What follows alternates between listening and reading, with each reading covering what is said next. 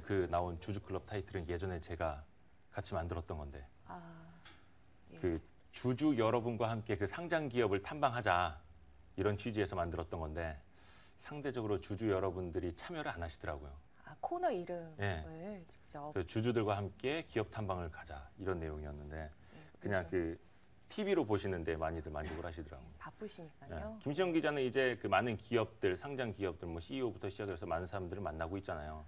네. 근데 최근에 분위기가 좀 어떻던가요? 많이들 만나보면? 최근에는 솔직히 추워서 예. 많이 탐방을 못 다녔고요. 예. 예, 유 반장님도 그걸 많이 지적을 하셨고 제가 날 예. 풀리면 이제 본격적으로 가기 시작한다 그래서 이제 아마 설 연휴 끝나고 이제 본격적으로 바쁘게 다니지 않을까 싶습니다. 그리고 왜 지금 기업 어닝 시즌이잖아요. 예. 뭐 말씀 안 드려도 알다시피 기업 그 어닝 서프라이즈를 기록한 기업이 몇 군데가 안 됩니다. 거의 대기업들조차도 다 이제 어닝 쇼크를 기록하고 있는 그런 상황이어서요. 예. 다들 중소기업 또한 좀 상황이 그리 녹록지만은 않습니다. 그러니까 뭐 대기업들도 요즘에 실적 나오는 거 보면은 2012년 실적 뭐 전년 동기 대비 마이너스 30%는 예산일이더라고요. 네네. 뭐 반토막 난 기업들도 상당히 좀 많이 있고. 네. 자, 중요한 건 이제 2013년에 과연 나아지느냐인데 네.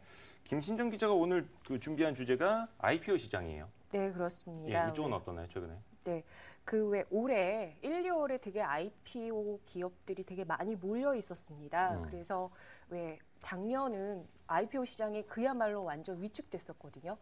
지난해 IPO 그 상장한 기업은 25곳에 불과하고요. 2011년에는 65곳이었습니다. 그냥 예. 확실히 반절 이상 줄어든 거잖아요. 그래서 올해는 과연 IPO 시장이 어떨까 지켜봤는데 1, 2월 달에 많이 모여 있어서 좀 기대감이 어느 정도 있었던 찰나였습니다. 근데 지난해 1월하고 2월하고 비교를 해보면 그닥 올해도 1, 2월도 그 많이 늘어난 수치는 아니에요. 지난해 1, 2월에는 6곳을 했고요. 올해 1, 2월은 8곳 정도가 이제 상장을 했거나 이제 준비 중에 있습니다. 당연히 뭐 증시가 호황일 때 상장하려는 기업들이 늘어나는 건 당연하고 네. 증시가 좋지 않을 때는 좀 그것도 막 위축이 되는 게 당연한 뭐 패턴이긴 한데 네. 그러면 올 들어서 상장한 기업들은 어땠는지 좀 체크를 해봐야죠. 네, 구체적으로 보면요. 예. 이제 한국거래소에 따르면 지난 1월에 신규 상장한 기업은 포티스하고 아이센스 두 곳입니다.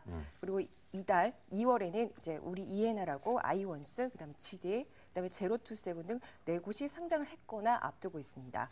이제 당초 가장 먼저 상장을 시도했던 기업이요. 자동차 부품업체인 삼목광업이었는데 이 기업은 돌연 상장을 취소했습니다. 아, 그래서 여기에 이름을 못 올렸네요. 네네. 예. 그 이유가 아시다시피 그 환율 변동으로 자동차 그 업계가 별로 안 좋잖아요, 상황이. 예. 그래서 이런 우려가 반영이 된 것 같습니다.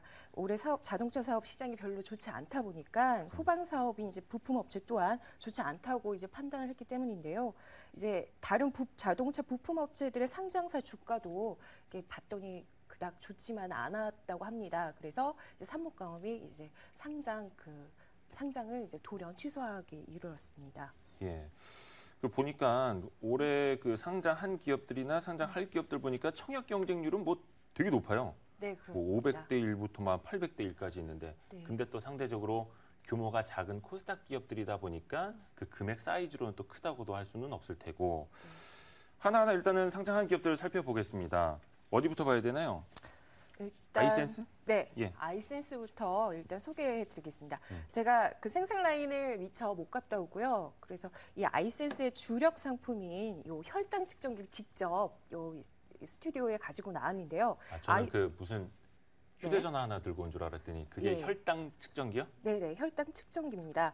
이게 측정 모니터고요. 요거는 이제 바늘을 여기다 꽂으면 이제 혈당을 측정하려면 그렇죠, 이제 피를 그렇죠. 봐야 되지 않습니까? 아마 좀 연세 있으신 분들이 이거 갖고 계신 분들 좀 계실 거예요. 네네네. 예. 그래서 휴대하기 편리한 이 혈당 측정기가 이제 아이센스가 주력으로 만드는 매출의 90%를 차지하는 그런 제품이거든요. 예. 이런 아이센스가 이제 지난달 1월 30일 날 상장을 했습니다. 이제 아이센스는 지난 2000년 5월에 설립이 됐고요. 그다음에 국내 혈당 측정기 시장 점유율 지난해 기준으로 16%를 이제 선점하고 있습니다. 아까 말씀드렸듯이 이 혈당 측정기가 이제 전체 매출의 90%를 차지하고요.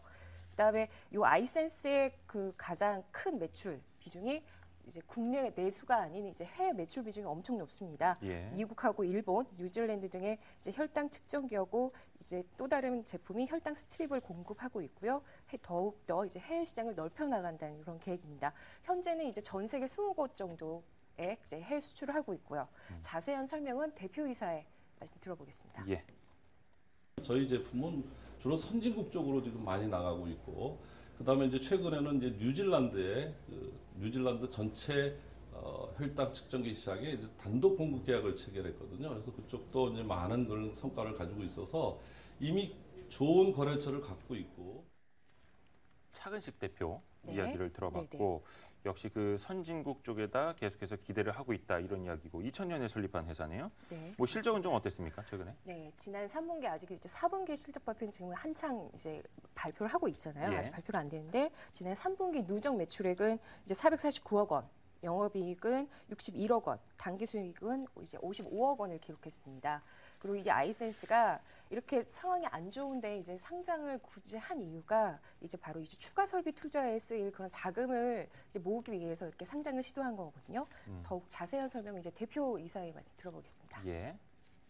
의료기기는 그래도 비교적 그 시장 상황에 이게 건강에 관련된 문제이기 때문에 시장 상황에 좀 민감도가 좀 이렇게 민감하지 않은 그런 업종이기도 합니다. 올 4분기에는 그 원주제 2공장을 착공을 해야 될 필요성을 느끼게 되고, 따라서 공모 자금은 저희 원주제 2공장을 착공하는데 일부 사용하게 될 것이고요. 네, 아이센스의 그 신제품 예. 그 출시도 이제 앞두고 있는데요. 이제 내년 2014년도에 나올 그 혈당 측정기 분석기 중에 이제 가스 분석기라는 게 있대요. 예. 그래서 이것들을 상용화시킴으로써 더욱 이제 매출 구조를 넓혀 나간다는 그런 계획입니다. 이게 좀 뭐 고부가 가치 상품이라고도 볼 수 네, 있는. 네. 요 혈당 측정기 한 대당 8만 원가량 한다고 하고요. 예. 요 혈당 측정기는 병원이나 약국에서 쉽게 살 수 있다고 합니다. 뭐 앞에서도 이야기를 잠깐 들어봤습니다만 고부가치 상품 그러니까 이익률이 더 높은 상품들 얼마나 또 개발을 하는지도 계속해서 지켜봐야겠고요. 아이센스였고 네. 포티스는 셋톱박스 기업인가요? 네, 그렇습니다. 예. 제가 알기로는 포티스는요, 예. 저 기고만장에도 종목 대탄옥으로 몇 번 나간 걸로 알고 있거든요. 아. 그래서 미처 저희가 찍어온 영상을 못 보내드려서 이제 포티스는 설명하는 차원으로 이제 소개를 해드리겠습니다. 네. 이번에 삼목가업이 이제 상장을 철회하자 이제 포티스가 이제 공식적으로 올해 첫 상장한 1호 기업입니다. 그래서 이제 다들 이제 관심이 되게 많았는데요. 요 셋톱박스 기업인 포티스 또한 전량 100%가 해외 수출입니다. 이제 내수는 시장은 없고 전량 이제 해외 수출인데 어느 나라에 많이 이제 수출을 하느냐 봤더니 러시아하고 유럽 매출이 이제 50% 정도 가량 차지하고 있고요. 그다음에 중동하고 이제 아프리카가 30%, 아시아가 이제 19%의 그 매출 분포를 이루고 있습니다. 이제 지난해는 이제 남미 시장에 진출했고 올해는 이제 북미 시장에 이제 진출을 준비하고 있다고 하는데요. 포티스는 지난 3분기 이제 누적 매출액 336억 원, 영업이익 24억 원, 당기순이익 22억 원을 이제 기록한 바 있습니다. 그리고 포티스는 올해 이제 경영 계획하고 공모 자금 방안을 이제 마련했는데요. 예. 발표를 했는데 올해 경영 목표는 작년 대비 30% 정도의 이제 매출 증가를 달성할 거고, 그리고 요 공모 자금 일부는 그 원주에 공장이 있다고 해요. 그래서 그 공장 증설 설비 그 하는데 많이 이제 차입금 쓰인다고 합니다. 또 차입금 또한 이제 상환하는데 일부를 쓰고요. 이미 그 코스닥 쪽에도 셋톱박스 관련주들은 많이 상장이 돼 있어요. 네. 그렇죠? 네. 그러면 이 포티스라는 기업은 특히나 뭐 기술력이나 상품 측면에서 다른 기업들하고 얼마나 또 차별성이 있는지도 좀 봐야죠. 네, 포티스는요 일단 기술력으로 이제 승부를 합니다. 실제 예. 이제 전문 인력 개발하는 연구 개발하는 전문 인력이 45명이고요. 전체 인력의 50%를 넘습니다. 이제 연구 개발하는 인력들이요. 그리고 포티스의 셋톱박스의 가장 큰 특징은요. 그 왜 우리가 흔히 알고 있는 스마트 TV 있잖아요. 네. 완벽한 스마트 TV는 아니지만 스마트 TV와 비슷한 기능을 할 수 있습니다. 셋톱박스 안에 내장돼 있어서. 네, 셋톱박스 안에 이제 무선 와이파이를 내장을 시켜서 예. 그 셋톱박스 안에서 녹화된 영상을 우리가 흔히 스마트폰이나 태블릿 PC를 통해서 이제 연계를 시켜서 볼 수 있고요. 그다음에 또 컴퓨터에서 우리가 영화들 쉽게 다운받잖아요. 그 다운받은 것을 우리는 USB로 이제 다른 그런 또 태블릿이나 다른 쪽에 이제 넣어서 영상을 보잖아요. 근데 이 컴퓨터하고 셋톱박스하고 그 왜 연동을 시켜서 왜 컴퓨터하고 그 출력기 프린트기와 그 설정하는 것처럼 똑같이 그렇게 설정을 해서 쉽게 어디서나 그 영상 셋톱박스 안에 있는 영상을 볼 수 있다고 합니다. 우리 ENL은 이달에 상장했네요. 네, 그렇습니다. 예. 우리 ENL은요, 다들 아시다시피 LED 이제 조명 그 패키지 업체입니다. 모듈 업체요.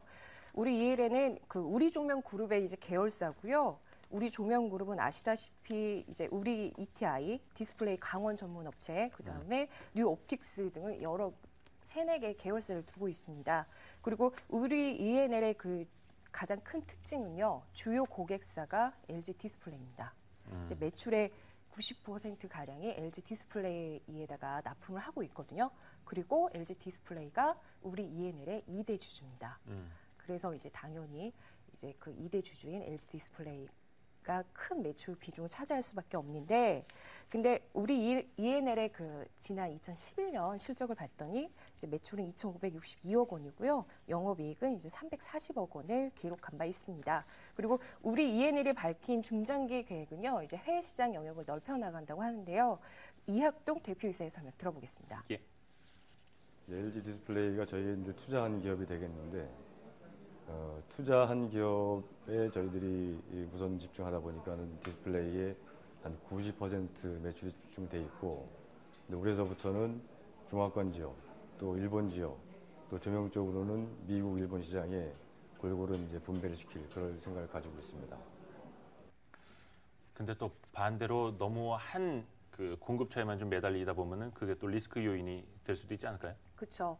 한 기업이 만약 실적이 안 좋으면 당연히 1차 밴드, 2차 밴드 다 실적이 안 좋을 수 있잖아요. 그래서 우리 ENL에 주어진 과제는 매출처를 다양화시키는 겁니다. 그래서 회사 측도 이를 알고요. 중국 현지 법인인 우리전자 유한공사를 설립을 했고, 그다음에 이제 베트남에도 이제 공장을 증설을 해서 여러 그 매출 시장을 늘려나가려고 노력을 하고 있고요. 그다음에 올해부터는 성장성이 높은 그 중대형 LED TV와 그다음에 LED 조명 시장에 좀 더 포커스를 맞춰서 사업을 진행해 나간다는 계획입니다. 제로투 세븐은 제가 좀 관심을 가져야 되는 기업이네요.